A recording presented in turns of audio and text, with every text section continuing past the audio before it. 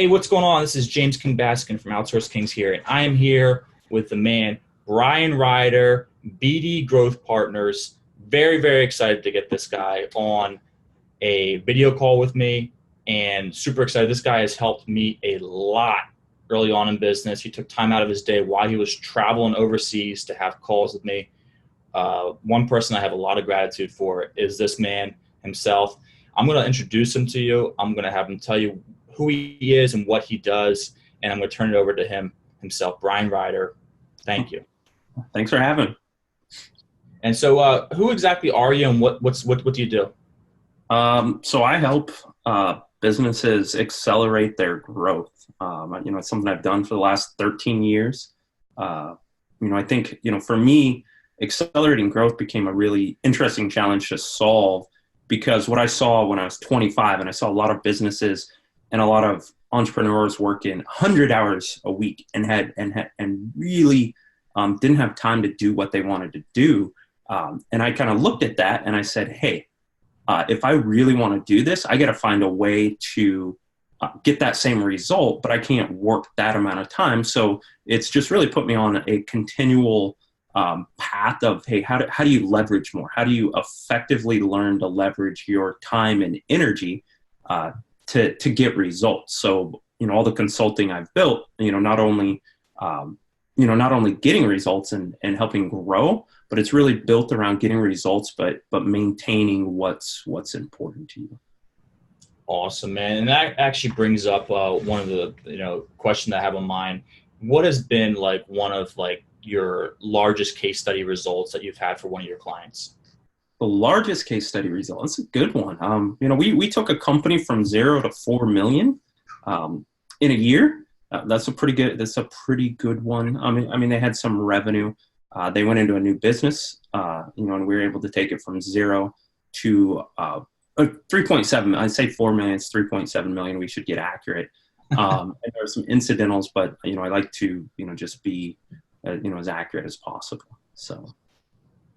Yeah, and that's probably going to go. I'll be straight up forward with you. That's going to go right into the title of this taking a company from 0 to 3.7 million. That's, man, how much if you don't mind me, how much hand holding, how much focus, time, and energy did it take with you and that client? Obviously, they're doing the work, but you're consulting them. I think it's less. It's always interesting is it's less with a business that's set up well. It's less than you would always expect. If a business isn't set up well and they don't have, they don't have the elements that they can grow quickly and that they can leverage without kind of sucking in a lot of resources, it's not possible. But if they get things set up well, and they start to develop some levers that they can pull to grow. It's actually less time. I mean, it's time intensive in the beginning to get things set up and to deal with some of the challenges. But it's definitely not as much time as you would think. And it typically decreases, once you see a business get over a couple $100,000 a month, typically what you start to see is it's much easier for them to grow. See a lot of businesses get stuck around the $100,000 to $200,000 a month, kind of depending on industry. Sometimes it's a little higher. Sometimes it's $250,000 a month. But there's this sticking point that the skills that were learned to go from 0 to there, kind of the rules of the game change. But you're always looking at, okay, are these elements in place? And then if the bones are there, then how can you close the skill set gaps and get people there so the business can grow? Wow. So going off your words, a lot of it is in regards to systems and processes and where they're at preparation wise before they can grow. Yeah, and what you really look at system and processes is you kind of have to break down the business and go, cool, if we sell, so we'll say we're talking about let's talk about commercial cleaning. This is an example. I've had 2 businesses over in commercial cleaning. One was 3.2 million, sold it, and I had another one over 2 million. So this is a great example. Is The hardest part about commercial cleaning is hiring people, managing the work and getting it done. It's very, very difficult. Now, to rapidly grow, if you know that you can start getting consistent work out of people, and no matter how much you sell, you can maintain that same consistency in the work. You have processes to scale and grow. Well, at that point, you can grow as fast as the amount of cash you have will allow you.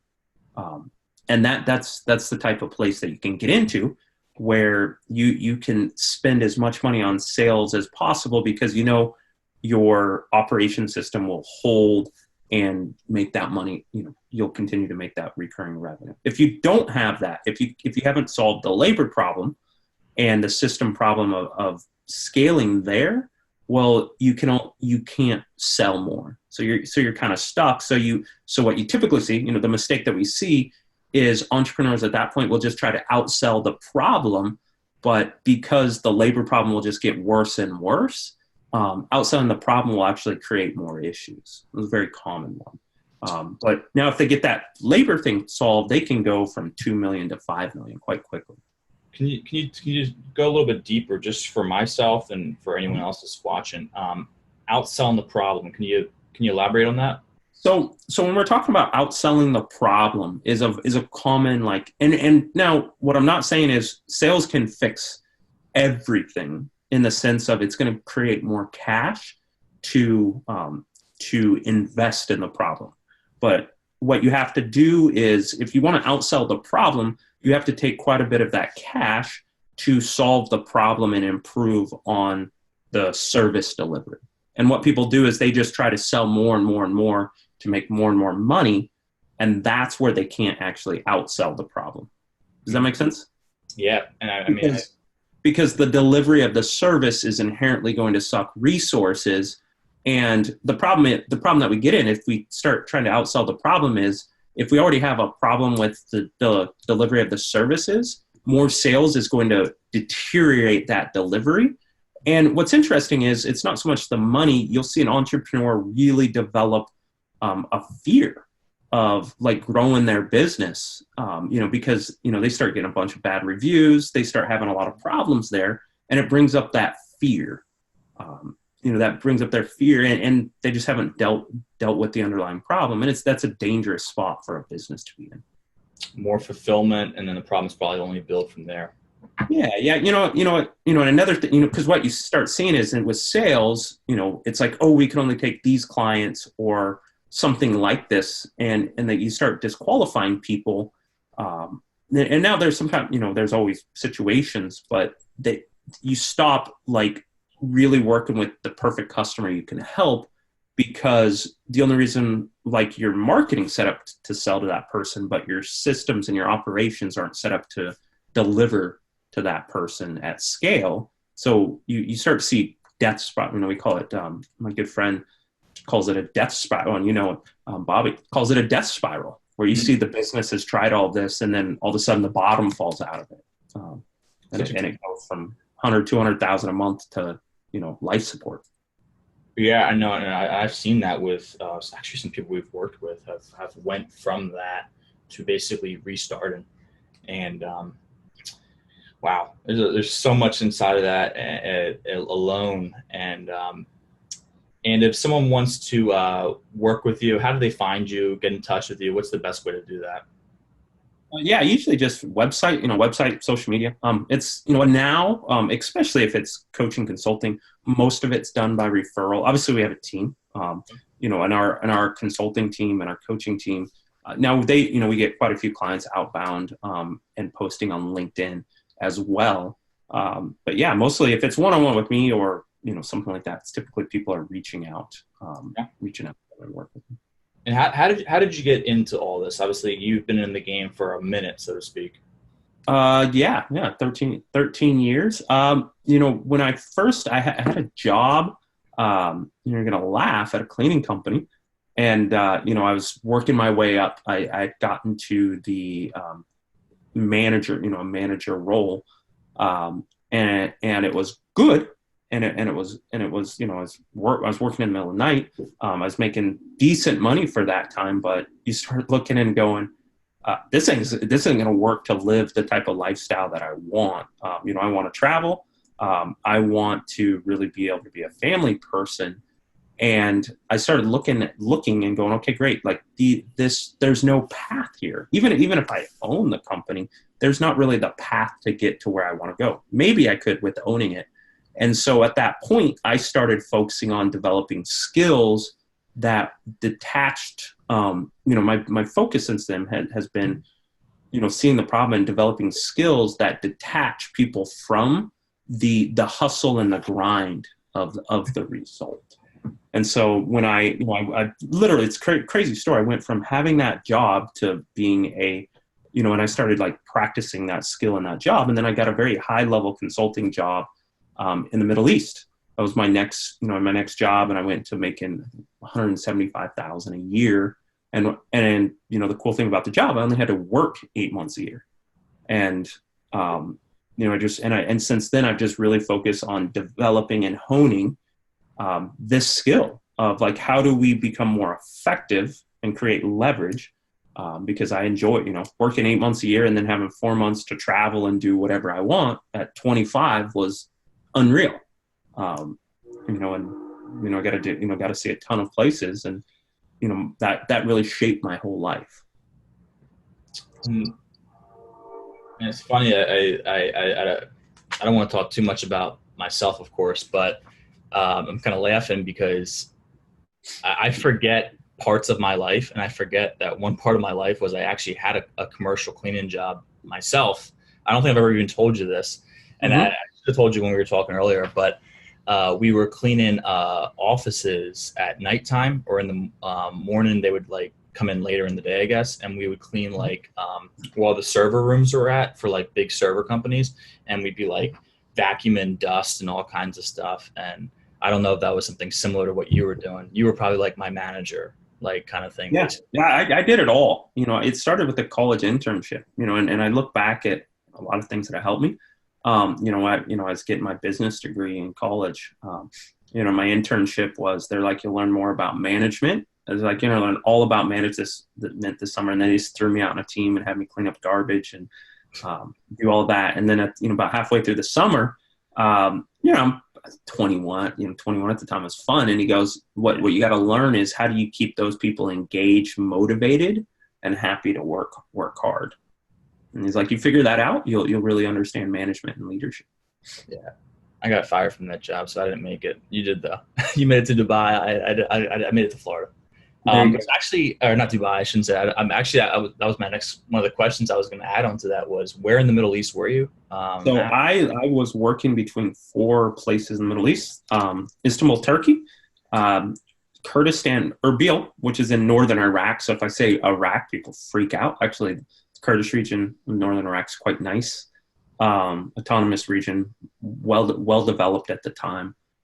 Spent a lot of time there, and then and I spent probably 4 months in Dubai, on and off too. So for those 4 years, and then I was around some other countries, but those are the main spots I was doing business in.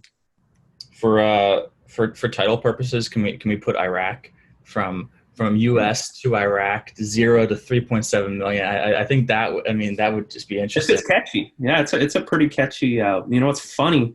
I hardly talk about like my past. I'm always, it's funny in business, I'm always so focused on like being with other people. I was like, yeah, man, that way, yeah, that's what happened. Since I heard that, I said to myself, I gotta ask permission, but I want to put that in the title, because that just like, because it brings up the next question I have, and I'm asking us to go back in time, and I love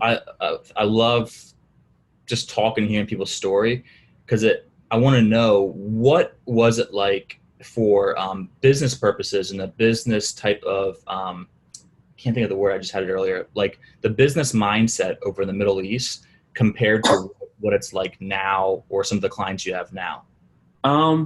There's more similarities than, things are definitely slower pace there. There's some differences. It's slower pace.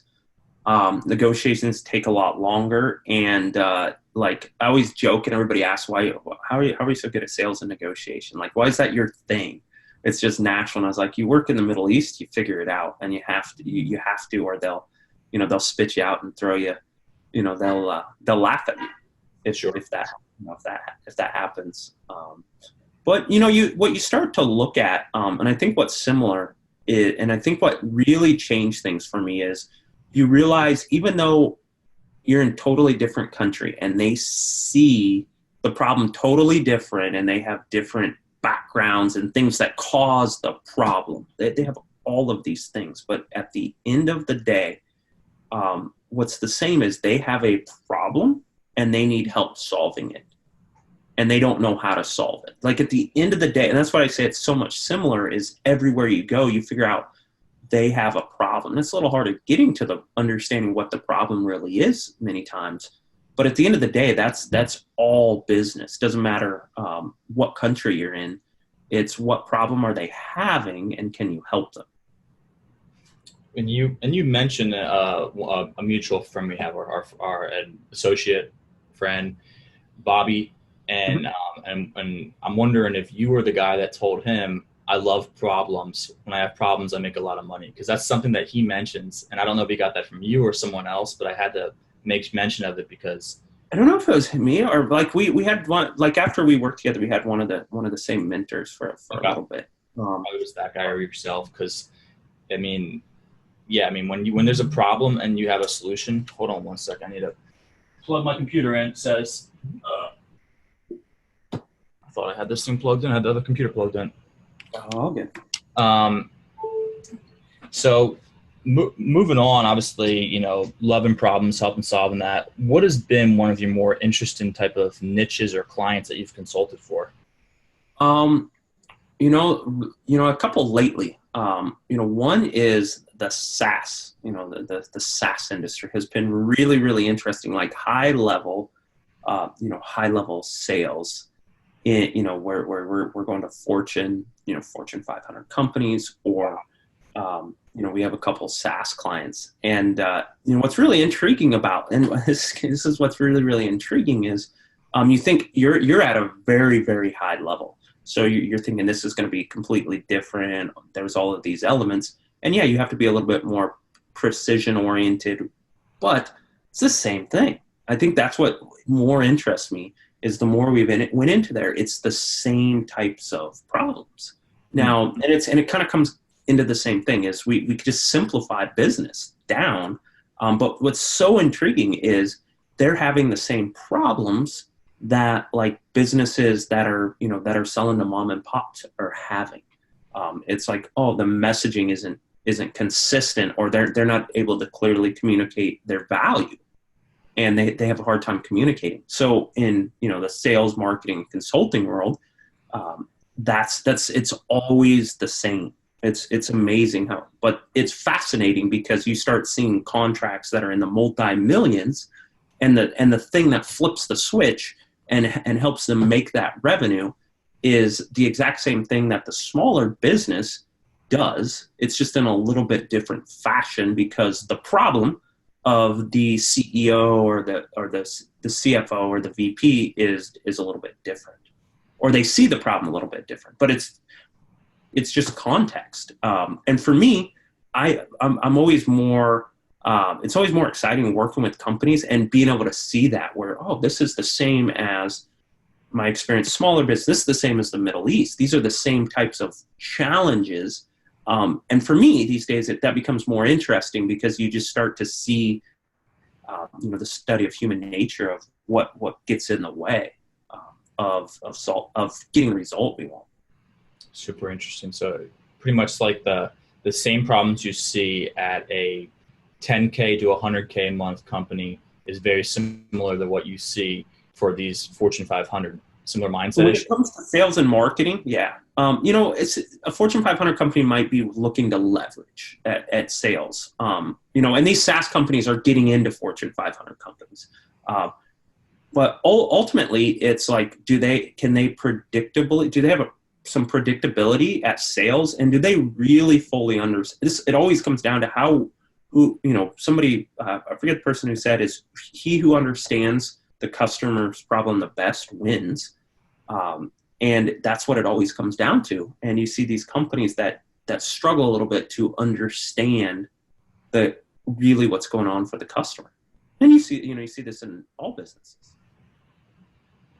And and I've been following the journey, man. And I alluded to it early on when I introduced you that you've taken time out of your schedule and when you're traveling to kind of help me out early on. You probably have maybe seen me in a Facebook group, or maybe you see me in a group chat, and you're like, "Sure, I'll hop on a call." And you're like in the middle of I forget where you're at. Like you're either in Austria or you're somewhere overseas, and with your family, your daughter, and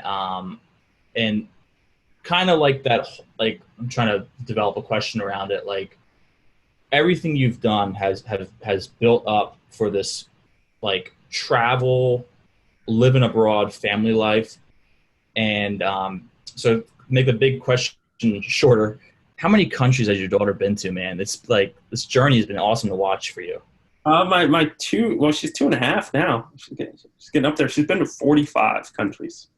Wow. So she went to 45 countries. Yeah, in about an 18-month period, she went to 45 countries. So some of them 3 or 4 times, but.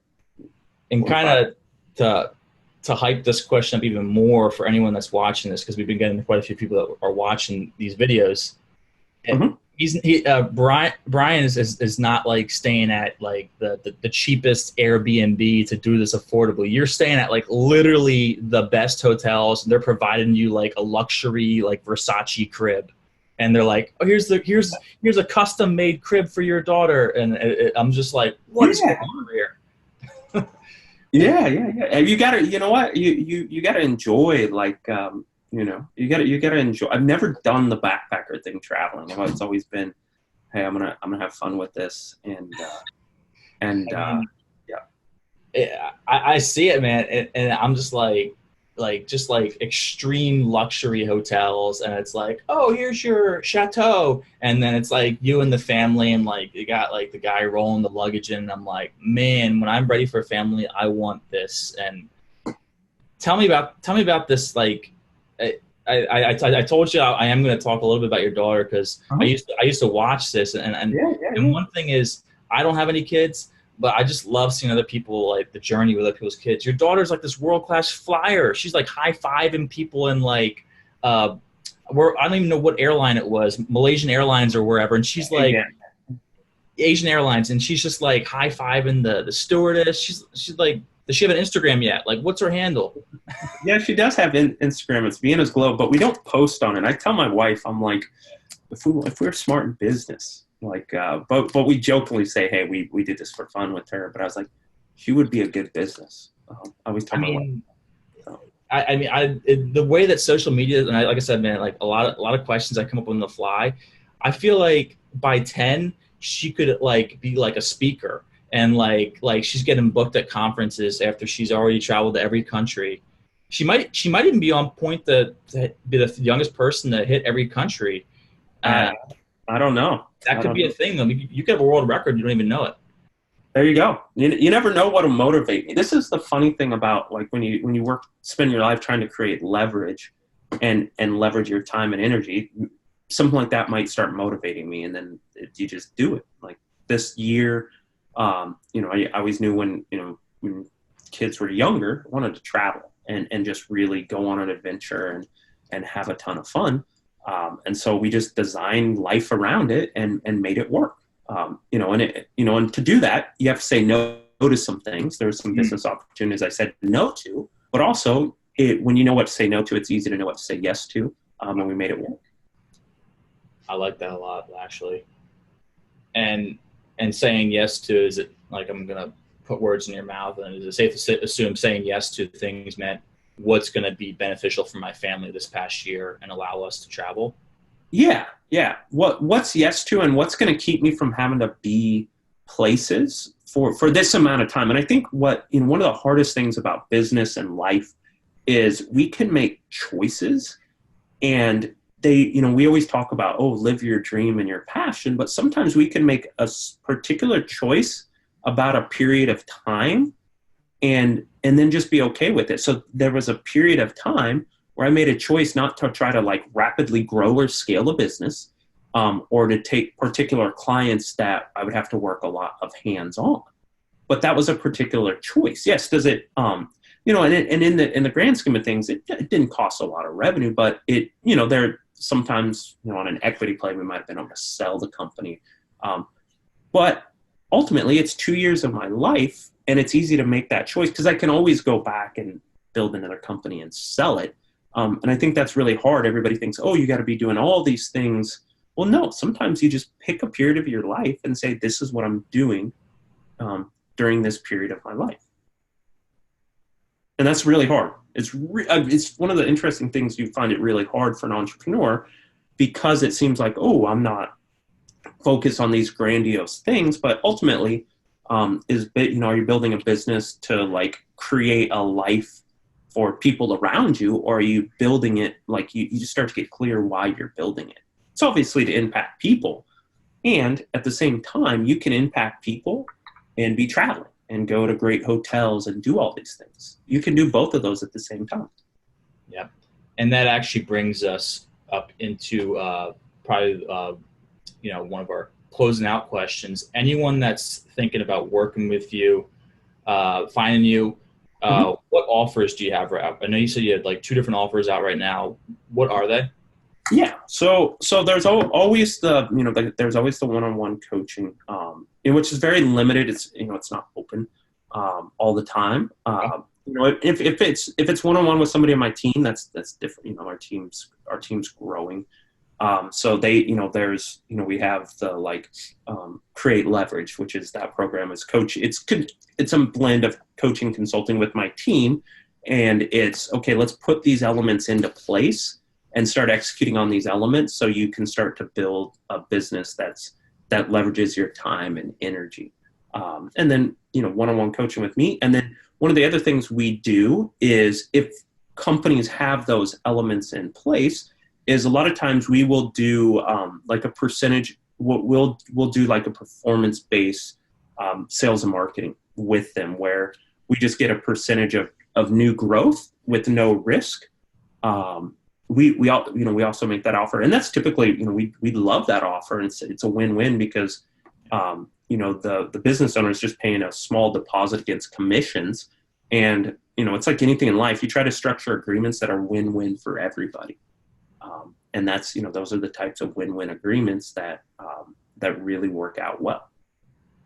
Awesome, man. And what's the best way for anyone to find you, get in contact with you?